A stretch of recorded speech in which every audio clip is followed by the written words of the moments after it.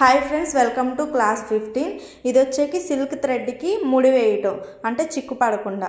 చూడండి, ఈ విధంగా అయితే దారాన్ని తీసుకొని ఈ ఏళ్ళు ఇలా పెట్టుకొని దానికి 2 టైమ్స్ అయితే మీరు ఇలా రౌండ్గా తిప్పండి. నేను 3 టైమ్స్ అనేది తిప్పాను. ఇలా అనుకొని కింద నుండి దానిలో నుంచి ఈ థ్రెడ్ అనేది ఇలా లాగేసేయండి. ఆ ముడి అనేది పడిపోతుంది. చూసారుగా, ఇంకా ముడి అనేది రాదు. వేరే దారాలకి చుట్టుకొని చిక్కు పడడం అలాంటిది ఉండదు.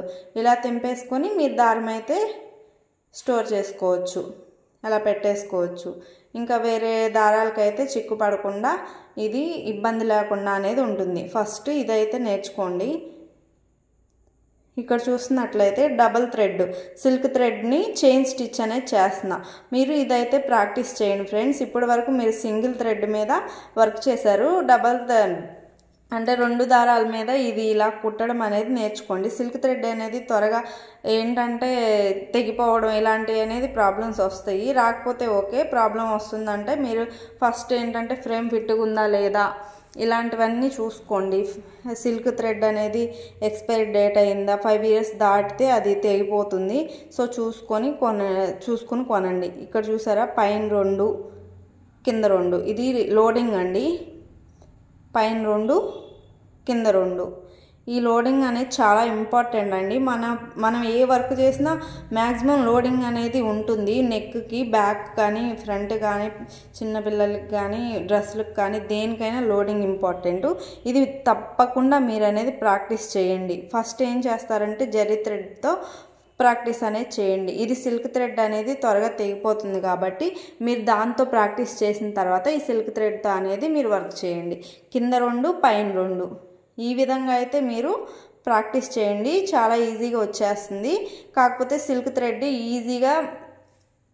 ఈజీగా మీరు వదిలేసి కింద నుండి మనం గట్టిగా పట్టుకోకుండా లూజ్గా వదలాలి. అంటే గట్టిగా లాగకూడదు వర్క్ చేసేటప్పుడు. దానివల్ల ఏంటంటే తెగిపోయే అవకాశాలు ఎక్కువ ఉంటాయి.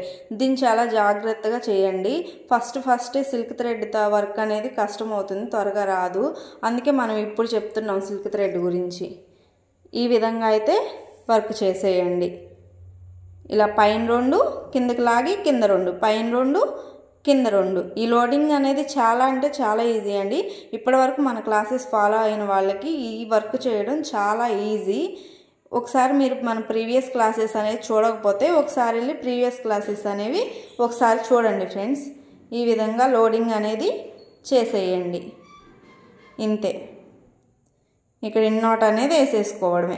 ఇప్పుడు ఏం చేస్తారంటే మీరు ప్రాక్టీస్ కోసం నేను ప్రీవియస్ క్లాస్లో చెప్పాను కదా, ఈ విధంగా అయితే మీరు లాంగ్ అండ్ షార్ట్ స్టిచ్ అనేది ప్రాక్టీస్ చేయండి. ఈ విధంగా లాంగ్ అండ్ షార్ట్ స్టిచ్ అనేది కుట్టడం వల్ల మీకు వర్క్ అనేది చాలా ఈజీగా వచ్చేస్తుంది.